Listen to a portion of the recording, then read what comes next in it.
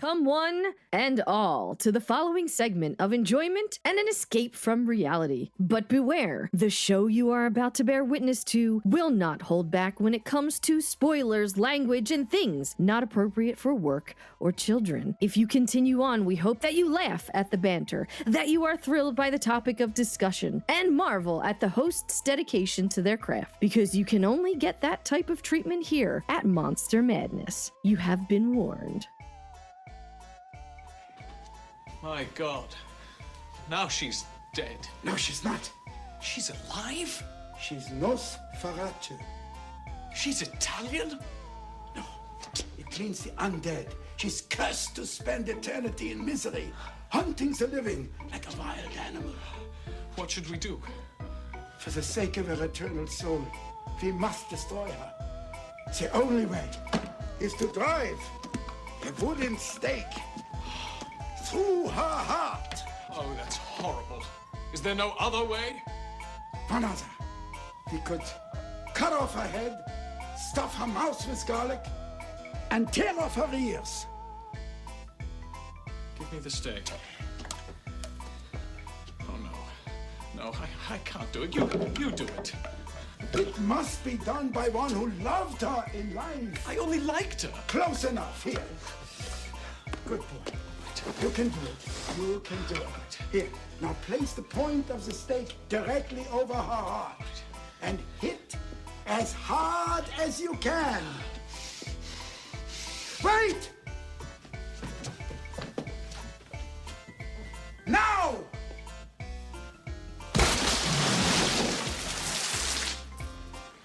Oh, my God! There's so much blood! She just ate! She's still alive! Hit her again! No. I can't. How much blood can she have left? Go.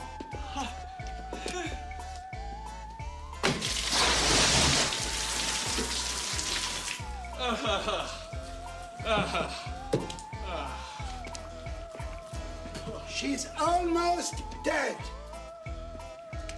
She's dead enough.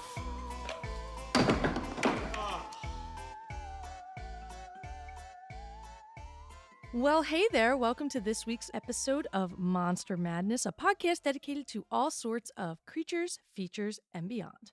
I'm Erika, and joined with me is the only dude I would call into battle to fight the creature of the walking undead, Nosferatu, das Vampir, a vampire. My boy, Matt. Hi, Matt. If you call me into battle, chances are you're fucked unless I got some tickle juice in me. Did you say tickle juice? Tickle juice, yes, because beer makes my nose numb and then it tickles. You've never heard me call beer tickle juice before? I have, but at first I thought maybe you said dickle juice, and I was like, what, coming out guns blazing. Unless I am chock full with a mouthful of cum, I am not helping you. I'm really disappointed that you didn't call out that I just quoted the Simpsons. Nope. There goes all my internet credibility. The creature of the walking undead, Nosferatu, das Vampir, a vampire.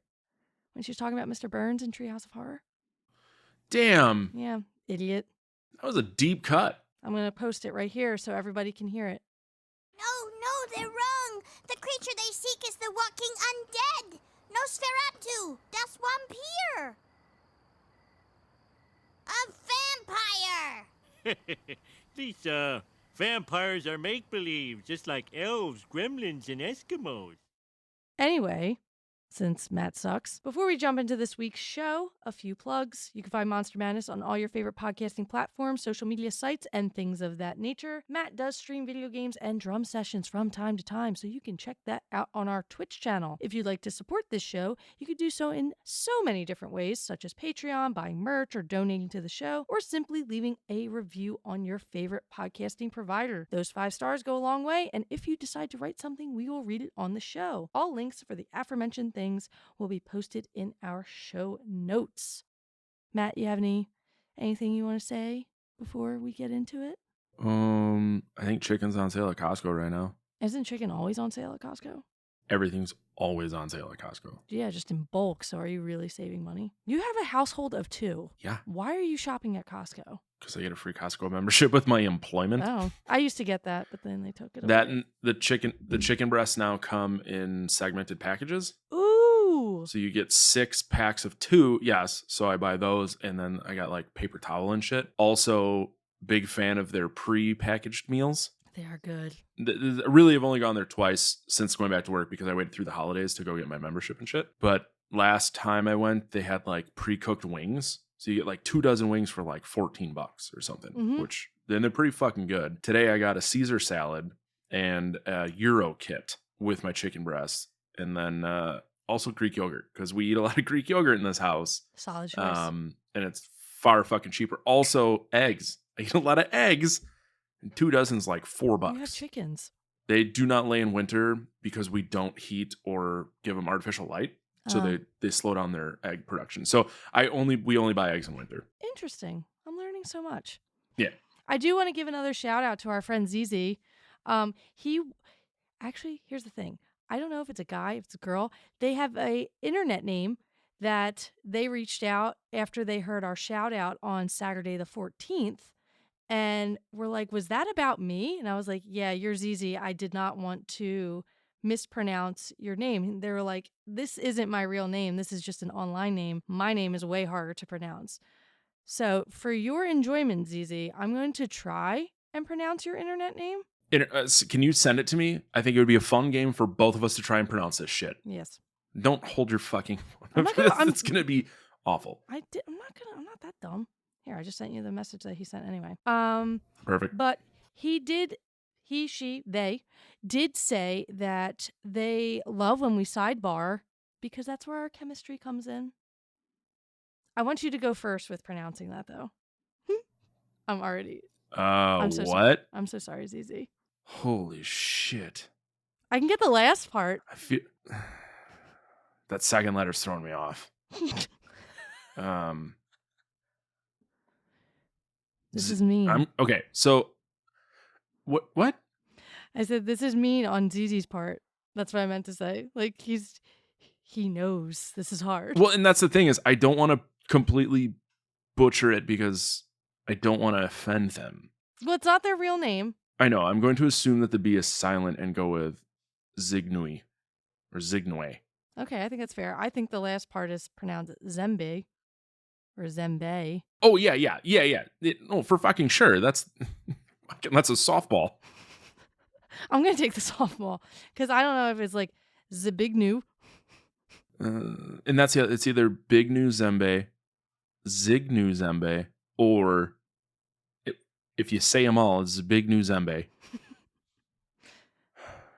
I enjoyed that immensely. ZZ, you got to send us a fucking pronunciation of this thing. Yeah, this please. is wild. If you feel comfortable, please send me a little voice thing via Instagram and I'll play it on the show to see if we were even close. He's like, no, it's pronounced Carl. Carl. Yeah, that's fucking it's Kevin.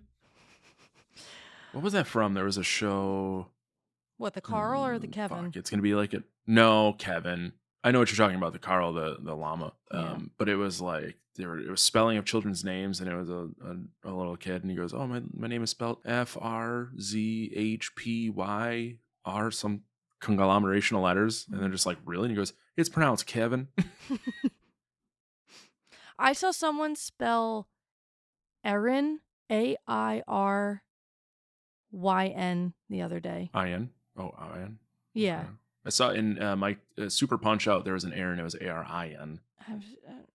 ERIN. I want to say I've seen an EHRIN too, maybe. That I think is like an Irish spelling, like an Erin. Yeah, that makes way more sense. I also used to know this girl in high school whose name was Lauren, but she pronounced it Lauren.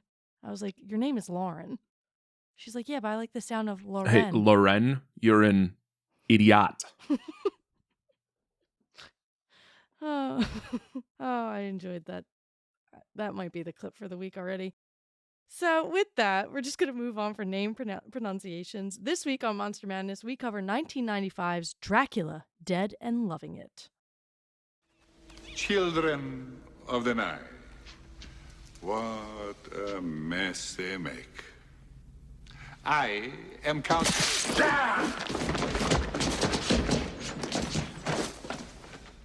Dracula.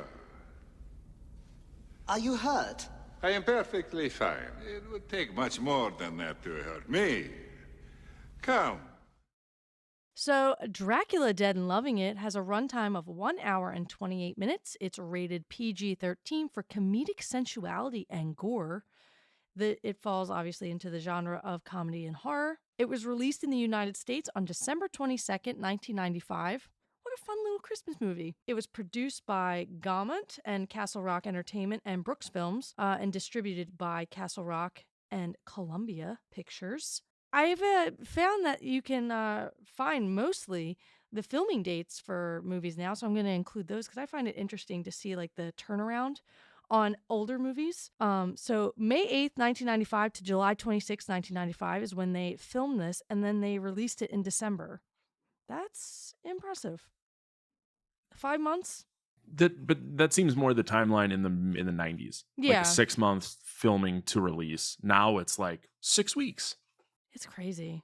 Unless it's a big budget movie, but yeah. Fair. So this film is directed by Mel Brooks, same as Young Frankenstein. It was written by Mel as well as... It's Frankenstein!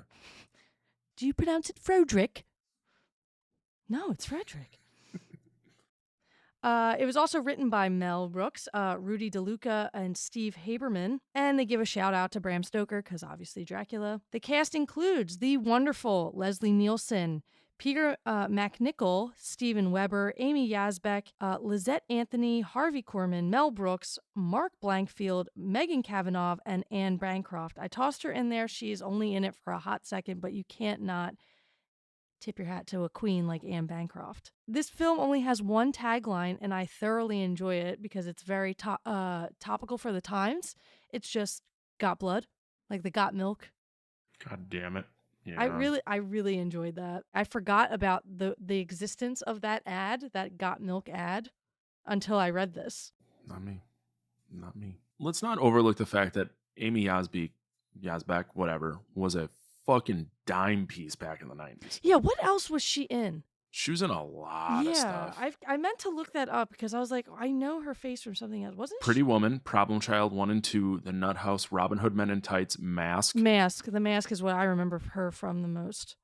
Odd Robin Hood Couple Men in 2, Tights. Little Women, Big Cars. That's a weird one. I never saw that. A lot more TV than movies, but yeah. Yeah, Robin Hood Men in Tights and The Mask is what I saw her in the most. Yes. Yeah, same. I was a big Problem Child 1 and 2 guy, like much younger. But we used to go to the movies like every Saturday as a family. So Oh, that's cute. that was a thing. That's fresh. Then my mom left us there one time while we watched Cool Runnings. Like by accident? No, I think her and my dad were fighting. Oh, there it is. Well, it was my dad, my brother, and I went to see Cool Runnings and my mom. I legitimately think that she just dropped us off. And then the way I remember it was that my parents certainly got into a fight. You just have like a whole narrative, no facts at all. You're like, I think my parents are leaving us here forever. All I remember is having to take the public bus after seeing Cool Runnings. Were you like and my 4 mom years dropping us old? off. Oh, boy. Cool Runnings. No, I would have been 8. I cannot Came out in 93. fathom. Don't forget I'm older than you. No, I understand. But like, I'm just thinking from my perspective today, I cannot fathom my 7-year-old a year from now being like, enjoy Despicable Me 72. I'll see you at home. Well, Peace. my dad was with us. So like there was an adult and I had my older brother. Oh, was he on the bus with you? Yeah, my dad, my brother, and I, we all went to the movie and then we all went home together. So it was not, I didn't just go on the bus alone. Okay. I had no fucking clue what I was doing. But the wildest part, because I Googled Cool Runnings to see the release date, the box office on that movie. I've never even seen it. I did not realize that fucker made $155 million. There you go. Oh, man. It also cost $17 million, but that's a different story. Speaking of money, do you know the budget? Yep. Oh, boy. You fucking bet your sweet ass. So the budget was $30 million. Jesus. For fucking what? My old trusty inflation calculator is $61.2 million. today. I'm like trying to think, like the sets weren't like super elaborate. The costumes weren't like crazy. Mm-mm. I'm thinking maybe the fucking animation where Leslie Nielsen's head is on the bat. Or when he goes from standing on the balcony to turning into a bat. That, yeah, but 60 or 30 million? Jesus Christ. And it only made 10.7. Oh, that's insulting. This is a great movie. Yeah, I agree. So yeah, that's 21.8 million now. So yeah, it made a third of what the budget was, which is. Can you imagine taking such a wash? Like, oh man. Did it? I mean, you would have done more research than I did on this, but was it like? I mean, it's got a shitty rating, 3.1 out of 10, 11% on Rotten Tomatoes. Yeah, it does have a really bad rating. I don't actually know why. I thought this was a lot more popular than it is, apparently. Same. Again, I always talk about my dad on this show, but like I always watched this type of shit with my dad, like actual horror movies and comedy horror. Like I watched the Naked Gun movies with my dad. I watched this. My dad loves Mel Brooks. I remember singing like the "We're men in tights, tights, tights" like with my dad, like, and he would crack up all the time. Like big Mel Brooks fan in that house. But Don't forget that was like one of Dave Chappelle's first movies. here's the thing. I care so little about Dave Chappelle. He is a pompous dick, but the Chappelle Show was fucking peak comedy. I remember watching bits and pieces of it and like enjoying what I saw, but like I don't really know what happened to him. Like he's just not funny There's to a me. Vice show called The 9 Lives, and there's one on Chappelle that if you don't know the story, it's not bad, but it's the same story that everyone's told. Comedy Central offered him like $50 million, but they wanted complete control over everything, and then he started to realize that he was making like really racist jokes, and people were laughing, and it started to make him uncomfortable because he was like, "This isn't what I wanted." So he just Yeah. kind of was like, he walked away from everything, and now he's just a dick. Yeah, Unless you're his friend, I guess. I don't know. yeah, I guess. Yeah, I'm not a huge fan of some of the things that he says nowadays. And I'm kind of tired of, this is a grievance because we're just going to start swinging. I have an issue now with like comedians that there's a fad going on right now that I don't like. There's two of them. One where it's like doubling up with comedians. Like if I'm going to go see like Chris Stefano, all of a sudden, you know, fucking Matteo Leone or whatever his name is right next to him, and they're like, it's like tag team comedian shows. I'm just like, well, if I just want to see one comedian, not like two guys doing crowd work all the time. Like this is like a new. I have not ever heard of that. Yeah, I'm like seeing it a lot more recently, like on my reels and stuff. And I'm like, why are they both on stage? They have two different styles. And like, that's actually a legit pairing that I saw. I find them both individually funny for the most part. And then all of a sudden, like they're tag teaming to do crowd work, which crowd work in and of itself, I'm kind of tired of seeing as well. That I've heard of. Usually you have one that goes out in the crowd and then the other person. Like Big J. Okerson did it with Robert Kelly, and I don't think Robert Kelly is very that funny to begin with, but I love Big J. Big J doing crowd work is his forte. Yeah. So that's the one fad I'm kind of like, ugh, whatever. And like the newer fad now is just like comedians who present themselves as comedians or have been comedians in the past, like exclusively, like they, you know, set up a joke, there's a punchline, moving on to the next thing, yada, yada, yada. But now it's more of like basically like prophesizing on stage, and like they're sitting and having like an intellectual, cerebral conversation with the audience. I'm like, I came here for yucks and yums. Like there is two comedians that can do that. And guess what? They're both dead. I don't want to hear it anymore. If you're not George Carlin and if you're not Richard Pryor, I don't want to hear your bullshit. Let the people who've done it be like, do it. I just learned about this, but you're familiar with who Lisa Lampanelli is? Yes, I used to like her a long time ago, but she got tired for me. I don't know anything about her lately.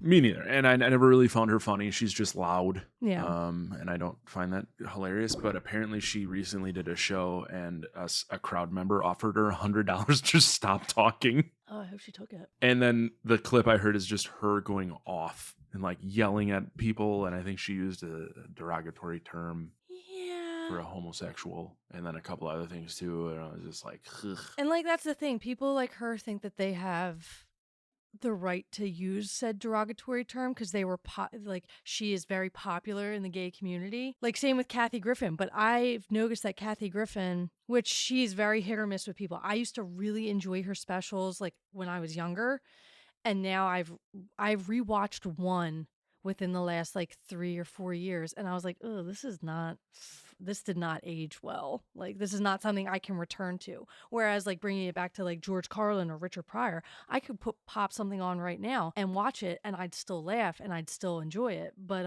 yeah, some people grow with the time, some people kind of remain. And unfortunately, a lot of people are getting left in the dust. It was like, who is that? Another gripe I have about comedians, that fucking girl Steph that I showed you the other day. That really like, just like, like fucking chick, like, I'm gonna slide my clit on your head. I'm like, what the fuck that's not funny. But so the way that I always have to listen to it is, would I find it funny if a guy was like, I'm gonna put my dick on your head? In context, maybe. So it's like, is it fair for me to laugh at one and not the other? But I do not find her funny. She was on Your Mom's House. I got about 10 minutes in and I turned it off because I did not find her enjoyable. So like, I just don't think I enjoy her as a human being, and then her comedy doesn't. She's funny when she doesn't do that bit where she like lowers her fucking octave and like talks very gutturally. Yeah. Like, I've heard her talk normally. Like, something like happened when she was doing crowd work, because that's all comedians on TikTok and Reels do, is like show their crowd work anymore instead of just showing me the fucking joke, where she got like sandbagged by an audience member, and like she was just interacting with them and they were like telling a story back and forth, and she was her reaction was funny to it and I enjoyed it. But then like I'll see like her bits where she's just like like, I'm like, what are you doing? Just be yourself. Like, it feels like she has to like put on this like persona. It's just not necessary. But yeah, that is one thing. It's like, you don't always have to fucking live the gimmick. You know what I mean? Yeah, like there's a female comedian named Jordan, and I can't remember her last name. Jordan Jensen. Is that her name? Yeah, that one you're complaining about is coming to Appleton, as is Jordan Jensen. I like Jordan Jensen to a degree. I mean, she has some funny bits, but like she does the same thing too, where she gets like really guttural. I'm like, you can be a female and be funny. Like, you don't need to lower yourself to like try and trick people. Because I always feel like people are just like, there's no funny female comedians. I'm like, well, that's not true. Mm-hmm. You can find them, but I feel like that's another fad too with female comedians. Like, they have to make themselves like derogatory and repulsive and make fucking period and clit jokes all the time. And it's just like, you can find other things that will make us laugh, because like, I understand it. I have one and I get a period. I know all of the things you're saying. And that's why they have to mask shit, Matt, because there's men like you who go at this word period. Menstrual cycle. Trust me, I live with a menstrual cycle. The only thing I ever say is, please don't leave your bloody tampons anywhere I can see them. That might be the clip. That's my one rule. I don't think a self-respecting menstruating human being would just be like plopping stuff on the floor. I'm not trying to get into like a feminist conversation on a very neutral podcast, but I would really love to see like what the majority of men would do if they got their period once a month. It would be fucking hilarious. Well, I do. It's just in the form of bloody diarrhea from eating Taco Bell. You know what I would love to do with you, like on a segment for the show? I would love to get that cramp simulator and put that shit on you. Oh God, I don't doubt for 1 minute that it is awful. Oh, it is. Like, I'm bad. Not. I at no point am I saying like, yeah, fucking suck it up, pussy. But like, I don't know, man. I know they always say like, oh, try getting kicked in the balls. Like, I will use a cramp simulator if the world makes a getting kicked in the balls simulator that you put on. I would do it just to prove a point, just because my curiosity would get the better of me, because I've always asked like all my guy friends, I'm like, what does that feel like? I don't understand why it hurts. Like, I understand getting kicked hurts, but why does it get hurt so bad to get kicked in the nuts? Because I've seen someone cough up blood from getting kicked in the nuts. Oh, I haven't gone that far. It's like, what's wild is that there's a time delay. Expound. Like, you'll get hit, and then it's like 5 seconds later, that's when it starts to hurt. Interesting. It's the weirdest thing. Yeah, because I've like gotten hit, and then you're like, that sounds, oh my God. And then all of a sudden you're doubled over. I've never coughed up blood. I've never cried. But like, it's this pain that kind of like, if you get hit really bad, it gets up into your throat. But it's usually like gut level. And it just feels like your balls are just rising up. Do you have like a memory of just like the worst time you got hit in the nuts? Yeah, I was in grade school. I can't remember if I was in 5th or 6th grade, but there was a girl, she's an 8th grader who I get a little bit of a crush on. Just wound up and just punted me right in the dick. What the fuck? Bet you didn't like her anymore. No. That one hurt really bad. I mean, like, I got hit in the dick playing soccer once. That hurt really bad. Because that was like, it was in the middle of the game. Someone took a shot and it hit me in the balls. Yeah, you were a goalie, Like, that weren't one you? crumpled me. Yeah. So that one crumpled me pretty bad. Those are probably the two worst. Other times it's just like, oh, someone got hit in the dick. Yeah. All right. I think that's enough ball talk and all that jazz. Let's get into the plot. So, in 1893, a solicitor, Thomas Renfield, travels to London to Castle Dracula in Transylvania to finalize Dracula's purchase of Carfax Abbey in England. Renfield meets Dracula, whom, unknown to Renfield, is a vampire.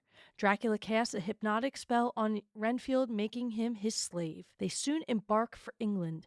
During the voyage, Dracula kills the ship's crew. When the ship arrives and Renfield is discovered alone on the ship, he is confined to a lunatic asylum. Meanwhile, Dracula visits an opera house where he introduced himself to his new neighbors, Dr. Seward, the asylum's administrator and head psychiatrist, Seward's daughter Mina, and her fiancé, Jonathan Harker, and family friend Lucy Westrenra? Ooh, I didn't know that was her last name. Dracula flirts with Lucy and later that night enters her bedroom and drinks her blood. Mina discovers Lucy in bed late in the morning, looking strangely pale. Stewart, puzzled by the odd puncture marks on her throat, calls in Professor Abraham Van Helsing. Van Helsing informs the skeptical Dr. Seward that Lucy has been attacked by a vampire. Seward and Harker allow garlic to be placed in Lucy's bedroom to repel the vampire, though Seward remains skeptical. After a failed attempt by Renfield to remove the garlic, Dracula uses mind control to get Lucy out of her room and kills her. If you did not know that this was a slapstick comedy by Mel Brooks, this reads as if it's like a legit Dracula horror movie. Like, there is no indication at all that it's just like Dracula fell down a step because he fucking slipped on bat guano. Like, nothing. I love it. That is a good point, though. And it's like a lot of the humor comes from the dialogue and how things are said. For sure. In my opinion. And then like the little slapstick shit, like the walking and the slipping and stuff like that. Yeah, or when Renfield gets caught in the fucking spider web. Be there in a tick. My favorite, because Van Helsing is played by Mel Brooks himself, and just the entire his entire role in that film is just great. Like when he's describing what's going to happen to Lucy after her death, he's talking to Dr. Seward and Jonathan Harker, and he was just like, and tonight she will become one herself. And they're like, wait, what? And he just repeats himself exactly in the same tone. She will become one herself. Like, it's fucking hilarious. But yeah, no, this sounds like directly just a synopsis of the Dracula story, which is fine. Van Helsing meets Dracula and begins to suspect him of being a vampire after the two argue, each attempting to have the last word. Lucy, now a vampire herself, rises from her crypt and drains the blood from her guard and tries to attack and seduce Harker before he stakes her. And again, while he's staking her, about 500 gallons of blood is shot on Jonathan Harker, which they do not fucking talk about it at all, which is great. That's the best part. It's like, it's still moving. He goes, hit her again. Fucking another splash of blood. That's so good. Mel Brooks comes around and goes, not quite dead yet. He goes, is that enough? I actually have a fun monster minutia about that scene that we'll get to soon.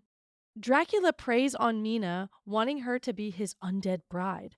Dracula spirits Mina away to Carfax Abbey, where they dance and he drinks her blood. The following morning, Mina tries to seduce Harker. Dr. Seward assumes Jonathan to be seducing Mina and orders him to leave. Van Helsing notices a scarf around Mina's neck and removes it, revealing 2 puncture marks. Though she lies about how she got them, Van Helsing confirms that she has been attacked by a vampire by placing a cross on her hand, which burns a mark into it. Van Helsing devises a plan to reveal the vampire's secret identity. Both Dracula and Renfield are invited to a ball where Van Helsing has placed a huge mirror covered with a curtain on one of the walls. While Dracula and Mina perform a dance routine, the curtain over the mirror is dropped, revealing that Dracula has no reflection. Dracula grabs Mina and escapes out of a window. Van Helsing deduces that Renfield is Dracula's slave and thus might know where he has taken his coffin after a search of Carfax turns up empty. Dracula locks himself in an abandoned church to finish making Mina his bride. His pursuers break down the door and fighting ensues.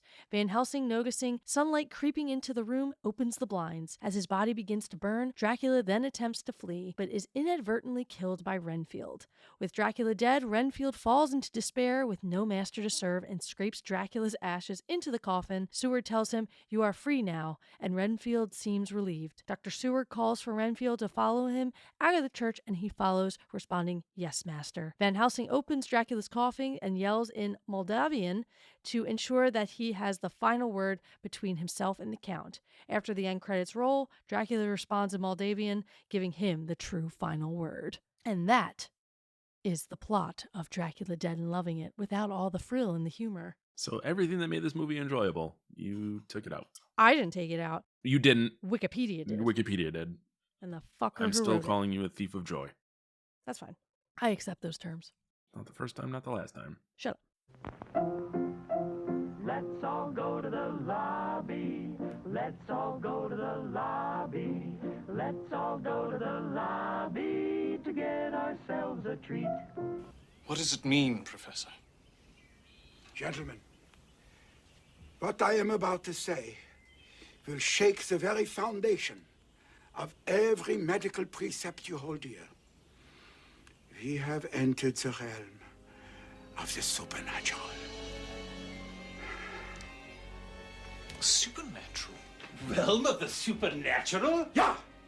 Lucy has been attacked by a creature that rises from its grave and sucks the blood of the living in order to prolong its own unholy existence. What we are dealing with here is a vampire. Vampire? Vampire? What are you saying? I'm saying vampire. But Professor, modern science does not admit to such a fanciful creature. Modern science, pish-posh. She has lost a great deal of blood, yeah? Yeah? Well, look. Look. Where did all the blood go? Look at the sheet, the pillowcase, her nightgown. Do you see anything? How does your modern science explain that? Can you explain that? Can you explain that? I can't explain that. I can't explain that. No one can explain that! Are you asking us to believe that some creature just flew in through that window, bit Lucy on the neck, and drank of her blood? Exactly. And tonight, the foul thing will return. It will sup on her life's fluid until it has drained her of every last drop. And if she dies, a victim of this unspeakable creature, she will become one herself. What? She will become one herself. What can we do to protect her from this fiend? Seward. Do you have any books on the occult? All right, well, now that we're done the plot of the film, some monster minutiae. The first one up brings up Anne Bancroft, which that part in the beginning of the film where she plays the gypsy woman and goes, is probably my favorite line in the whole movie. So the character of the gypsy woman, Madame Opaskaya, who's portrayed by Mel Brooks' wife, actress Anne Bancroft, was named Maria Opaskanya, who played the character of Malvia in both The Wolfman and Frankenstein Meets the Wolfman. So she was the gypsy woman in that. So they gave her a nice little nod to the original Universal Monsters. Lizette Anthony talked about her role during an interview. "I was just meant to be there, with my tits hanging out, looking ridiculously glamorous, and no, I didn't find it offensive being that sort of sexy foil. Lucky me just to have spent a few months working with Mel, one of the comic greats of our time. Love him or hate him, he's one of the founders of what this generation finds funny now." I really do love that viewpoint, because like that's what it was supposed to be. It wasn't supposed to be like a full-blown objectification. Like, it was just supposed to be funny, and the actress didn't feel a certain way about it and didn't feel objectified. They were like, I wanted my tits out. It was fun for me. I felt good about myself. It was fucking funny. Whatever. Right. I love that. I always forget that Mel Brooks is still alive. Barely. Well, he'll be 98 in June if he makes it. He is more machine than man at this point. Mm-hmm. Yeah. Much of the dialogue from the original classic Dracula from 1931 is repeated here and spoofed. This includes the film's star Leslie Nielsen's doing a spoof impersonation of the famed Bela Lugosi. This is the most, I don't know, I mean, I guess this would be accurate because I looked it up literally today. This is the most recent theatrical feature film directed by Mel Brooks to date. I think this was the last movie he directed? Might be. Google. I'm gonna wait IMDb. IMDb? I'll wait patiently. Director is what we're looking for? Yep. What he directed. Dracula Dead and Loving was the last one. Before that, Robin Hood. First one was The Producers in 1967. Damn. I mean, he's literally 100, so really not shocking. Right, but 1995 is almost 30 years ago. Yeah, I mean, the man was 60, almost 70. He was True. He was like, I'm fucking retired. But here is the minutia that I wanted to tell you about. For the scene in which Harker puts a stake in Lucy's heart, Mel Brooks didn't tell Steven Weber that he would be covered in 200 gallons of blood so that his reaction would appear natural. This led him to ad-lib, "She's dead enough." That's awesome. This is it. I'm done. Like, she's dead. I'm not getting blasted again because they probably would have hit him more. Oh, I'm sure. That's but awesome. But that, I don't know. That makes for a reaction that you can't plan for. So Yeah, exactly. Because even the second hit, you can tell like he's prepping for it to hit him now. But the first one, he just hits it. The next one, he's like, oh, okay. This is the last. I didn't realize. Sorry, Mel Brooks is still in shit. So like he was in it must have been the newest season of Only Murders in the Building. I knew his voice is in the History of the World Part 2. He was in the show Little Demon in 2022. He was in Paws of Fury in 2022. Yeah, he's got to pay them bills. Fuck yeah, good for him. Yeah. This is the last Mel Brooks movie. So the last word of the movie is "Fushta," said by Van Helsing. The last person to appear is also Mel Brooks, even in the closing credits. But Leslie Nielsen has the last laugh in the end of the credits when the WB logo appears. He says something incomprehensible.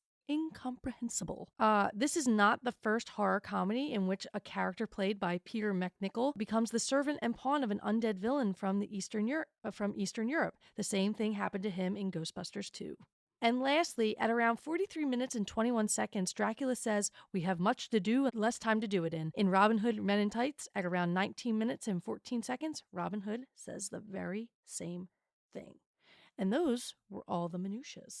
So the next part of the show, which is one of my faves, actually the whole show is my fave, I'm not going to lie, but yay, nay, or slay. This is obviously a yay for me. Nostalgia, I find it fucking hilarious. I chuckle still watching it to this day. I quote it all the time. Unbeknownst to me, I quote it. So yeah, easy peasy, lemon squeezy. It's a yay. Matt, what do you think? It's a yay, 100%. I always forget about this movie. Not in a bad way, but like when I think of Leslie Nielsen movies, the Naked Gun movies, are man, that's gonna piss me off. I gotta look up his actual list. But yeah, Naked. Why does Wikipedia not have his list? Because it's not IMDb. Filmography. There you go. Yeah. Well, when it gets really long, Wikipedia makes it go somewhere else. Fair. Oh, he was in the Slapshot movies too. He's 2001: A Space Travesty. Oh, he's in an incredible amount of movies, but. Naked Gun, this movie being the most recognizable to me. I thought there was something that I would have missed. I don't think so. Oh, Airplane. He was in the first Airplane. Yeah. He was in a really bad movie in like the 50s or the 60s, like some sci-fi movie. I forget what it's called though. It's going to drive me nuts. And I didn't realize it was him until I was watching it. Forbidden Planet? Yes. Forbidden Planet. So it's a yay for you, I'm assuming? What was it? Yeah. No, I said it was a yay. Open up your fucking ears. Wow. Yeah, I love Leslie Nielsen, and I like the really fucking goofy slapstick comedy type shit. So that's why Mel Brooks movies are so good. Yeah. In my opinion, they just don't make them like that anymore because I don't think, kind of like what we were talking about before, assuming you leave it in the show, but with the female comedians feeling this need to like be masculine and overly crude for some reason, and it's like. I don't feel like slapstick comedy plays the same way it did in the 90s, 80s and 90s for that. So you couldn't get away with it now. I'm trying to think the last time you really had an overtly goofy movie would have been the early 2000s with like Scary Movie and shit like that. There was that rash of like knockoff movies, like the 40-year-old version, who yada yada whatever, et cetera, et cetera, et cetera. That really long title ones, shit like that. Yeah. It sucks. Like, I don't feel like we get good comedies as often as we used to. Yeah. But I'm more of a fan of these types of like slapstick comedies. Like, I like the first like 2 or 3 scary movies, but beyond that I'm like, okay, I get it. It's not funny to me anymore. yeah, they get pretty dumb towards the end. Yeah, But yeah. when they get to like a stupid degree, I'm like, okay. Like you had, yeah, you're right. I think like there was a time in the early 2000s where it was just like all these parody type movies, like Scary Movie or Not Another Teen Movie, which I always forget that Chris Evans, like that was like his first fucking foray into film. Mr. Captain America himself shoved a banana in his ass and was just like, "You want a banana split?" Is Not Another Teen Movie any good? You've never seen Not Another Teen Movie? Mm-mm. Wow, that's surprising. Depending on 2001, that is kind of a shock that I wouldn't have seen it. That is very shocking to me that you wouldn't have seen that. I think it's like for I know what I'm you. watching tomorrow. Yeah, I think you might enjoy it because it's all the early 2000 tropes. Like this one parodies like She's All That a lot. All those types of movies. Cruel Intentions is a big one in that. I'm trying to think what else. So I think the reason that it never appealed to me was those aren't really movies that I cared about. Yeah. Like, I don't think I saw Cruel Intentions until I was dating Alyssa, because she really likes that movie. Yeah, that's all right. Football, so probably some Friday Night Lights or some shit. Yeah, Varsity Blues is highlighted in Varsity there. Blues, that's the one I was thinking of. Yeah. From what I remember, I haven't seen it probably since 2002 or 3. So 21 years. Oh God, I just felt my hips just like disintegrate. I started to talk and now my knees hurt. Yeah, that just really hurt me. I found it funny back then, but who knows if I would find it funny now. I might have it on Plex, so you don't have to. You're probably already downloading it, so what am I even saying? I am. It's just easier, then I don't forget about it. So I'm trying to look. This is gonna piss me off because I'm trying to find. Ooh, Walk Hard was a really good parody movie. If you have never seen it, Isn't John C. Reilly in that? Or yeah, I've seen that once. Yeah, the Dewey Cox story. Yeah, I've seen that once. Oh, dude, it's so good. When he cuts his he cuts his brother in half, and then the doctor comes over and he goes, "This is a really bad case of someone being cut in half." And then throughout the whole movie, the dad looks at Dewey Cox and just goes, "Wrong kid died." So stupid. But there's a parody movie called Shriek If You Know What I Did Last Friday the 13th. What's it called? Shriek If You Know What I Did Last Friday the 13th. Ugh. But there's one that's similar to that, and it was like the 40-year-old version who couldn't something. That's gonna piss me off. There's another one called The Lord of the G-Strings, the female ship of the string. Isn't that a porn? I'm sure it's the female ship of the string, but yeah, I really I don't think like movies like that will exist like in this generation. It's just too sensitive. Like even Steve Carell and like other members of The Office as recently as that have said like we could have not made this show today. I found it. Sorry. The 41-year-old virgin who knocked up Sarah Marshall and felt super bad about it. Oh God, I hate everything That is about an that. actual movie. I hate everything about it. I hate it. I hate it so much. We should probably watch it though, right? I did actually have this idea. We can all business decisions. We do it on air. If we, It's the best way to handle grievances. It really is. If we do like random episodes where we just talk about bullshit and not necessarily a movie with it, and then we just title it something random like that, like the 41-year-old virgin. Blah, blah, blah. Yeah, Okay, done. All right, so you're gonna get more Monster Madness content whether you like it or not. That reminds me, because we're coming to the end of the show, there is one segment left that Matt doesn't remember because he probably browned out. But before I get into that, because I'll forget, I already have that one written down. This is just a new thought. If you become a Patreon for as little as $2 a month, you can listen to me, Erika, your favorite host of the two of us, read stories from the Great American Ghost Stories book. I'm going to start putting those out around the time that this comes out. Probably like one a month because they're about 30 pages long each. It's a Hans Holzer American Ghost Story book, and it's supposed to be very good, so I'm excited. Read along with me, friends, if you're interested in something like that. I feel like you should be paying people to listen to you. Who says that I don't? Looking at you, ZZ. Anyway, the last Wait. You cannot glance over the fact that you just admitted that ZZ is your fake name that you use to talk to yourself to prove to me that someone listens to this show. Someone's got to talk nice to me. If it's not going to be you, it's going to be me pretending to be someone else. Stop. You're a dumb idiot. Stop. You're proving my point. Anyway, the last random segment of the show that's going to happen probably like once a month when I remembered also. Cleaning products and do they fuck? So the last time...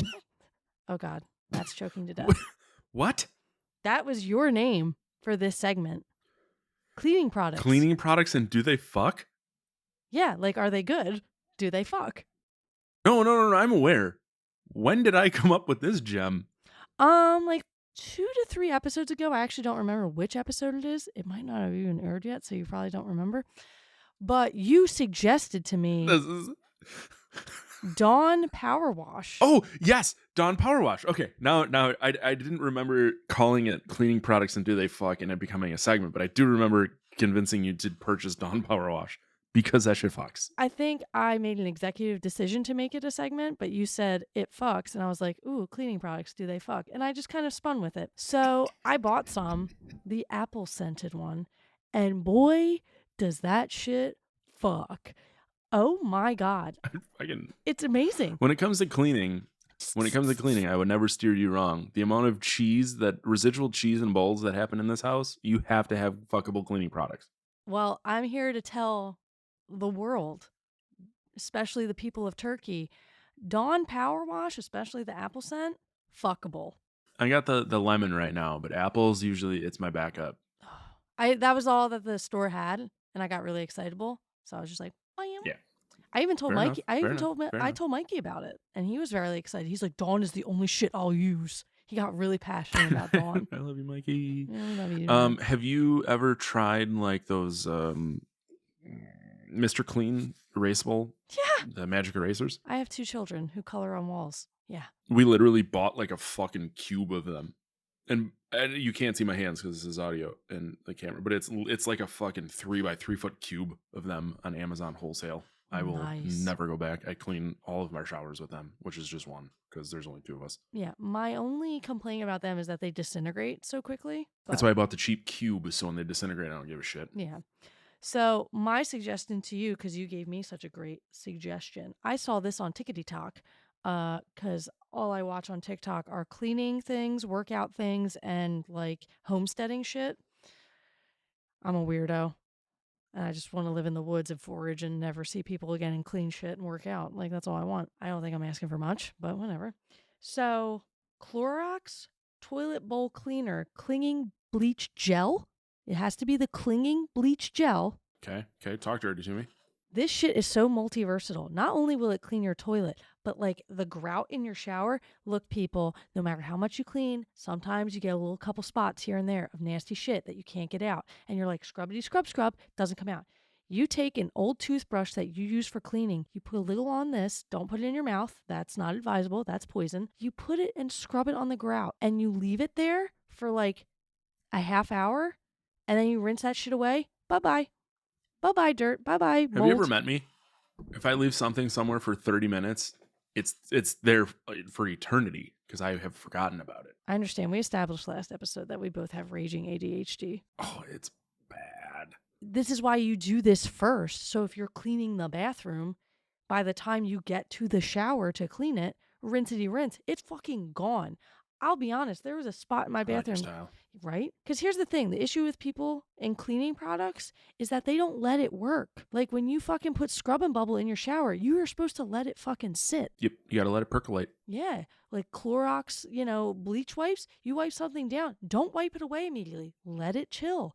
Let it disinfect. Let it do its thing. No wonder you're getting sick all the time. Also, you probably don't wash your hands enough. But that's a whole nother segment. God damn. Since we're giving Clorox... I'm not talking about you. I'm just saying. Since we're giving Clorox the rub tonight, have we ever talked about the toilet wands? Oh, fucking love them. I have 2. One upstairs, one downstairs. Oh, I just have one, and then I just carry around the fucking... We only have one toilet in the basement, and the rest are all on the main floor, so it's not a big deal. Well, I have a bathroom upstairs and downstairs, and so I just have 2. Okay, we get it. You're successful multi-toilet level lady. You have the same amount of toilets. You have more toilets. I have more toilets than bathrooms. Wait, more toilets in bedrooms. Okay. I'm fine. You're all right. Yeah, I accidentally bought. I didn't realize that they came in like different scents and flavors. I usually just got Yeah. the standard blue, and I ordered some off of Amazon. They gave me this like teal colored one, and I'm like, you're fucking fancy and sudsy. I actually have to do that tomorrow. Rainforest Rush, you mean? Yeah. Yeah. Fuckable. I only know that because I'm looking at it. I don't want anyone to think that I'm some sort of fucking Clorox or He's not looking at shit. Rain Man. His computer's not even on. He's not looking at shit. Rainforest Rush. Yes. Definitely clean. Fuckable. So yeah, now you guys know we gave you 3 for the month. Power Wash Dawn. Sorry, you get me talking about cleaning products and shit's getting out of hand. Oh, I heard you hit the table. I know. So Power Wash Dawn soap. You have Rainforest Rush toilet wands, Clorox, and another Clorox product, the Clinging Gel. Clinging Gel, specific Clinging Gel. That'll clean your grout. That'll clean your toilet. That'll change your life. It is amazing. Clorox, we're open to sponsorships. Dawn, we're I'm a open? big fan of. Yep. Oh yeah, Dawn for sure. I'm a big fan of anything that will keep my toilet clean. Because I live in a hard water area, so hit me up. I don't know what that means, but I don't think I live in one, so I just like to clean. If you have hard water as it runs down the toilet and then you have the little residuals, you'll just get like the sediment lines and shit. So like our toilets look dirtier than they always are. It's whatever. Lysol spray, toilet wand, brush. Once a month, you're good to go. But if I didn't have to clean 4 toilets once a month, that'd be great. You have 4 toilets? I only thought you had 3, you bougie fuck. 4? Where? No, we have our bedroom, the other full, the half, and then the one in the basement. Son of a bitch. The basement we put in so that it only gets used when we have people over or I'm working out and have to take a dump because the pre-workout kicked in. I wasn't kidding when I said we have more toilets than bedrooms. I mean, that's fair, but you know what? When you gotta go, you gotta go. Jeff Goldblum said it the best. No, and that's a really good point. Especially like when we have people over, you can send someone upstairs or someone. Last time we had people over, some guy's like, "Oh, you took a shit." I said, "You fucking go upstairs," and you go. Just said we have the bidets in that bathroom. I said, "You go over there, you power wash your fucking spaghetti house out, and you come down and you're fresher than a daisy." I hate it when you say stuff like that. What, fresher than a daisy? No, just fucking the spaghetti thing. Oh, I know. I'm well aware of what set you off. Slander nudes. And with that, I love spaghetti. I want to meet a person that doesn't like spaghetti because I want to smack him in the mouth. You probably never will because they live either in Mother Russia or North Korea because they communist. That's good. I can't follow it up any better than that. So on that note, that's going to do it for this week's episode of Monster Madness. This was actually supposed to be The Frighteners, and I think that's what I said at the end of Evil Dead 2. That's going to be next time because I mixed up my dates. So, yeah, The Frighteners, Michael J. Fox, Back to the Future fame. Fucking, I got nothing. Fucking communists, North Korea. Chances are we end up not doing The Frighteners. That's going to become the running joke for the season is you just, next week, The Frighteners, or next time, and then we just never do The Frighteners. Here's the thing. I'm prepared to do The Frighteners right now, but... Me too. I watched it. Yes, me too. And I have all the notes and all my sound bites too. But my OCD kicked in. It would bother me. Yeah, thank you so much for listening. We appreciate you. We hope you appreciate us. I'm tired. Tired of you. I gotta go. I'm real tired, boss. Wow, whipping out the Green Mile. You said it. I know. Oh, fuck. All right, bye. Bye. No, it's absolutely absurd. I tell you, we must drive a wooden stake through her heart, or else she will rise from her grave to seek the blood of the living. Lucy was my ward. I won't permit you to desecrate her body in such a vile manner. It's sacrilegious. But Dr. Seward, shouldn't we at least stand guard over Lucy's grave just to make sure? No. I'm having serious doubts about this whole vampire theory. For heaven's sake, who in all of England, by the very furthest stretch of the imagination, could possibly be a vampire? Count Dracula. Well, maybe him. What are you... Oh, Count Dracula. Just talking about you. Favorably, of course.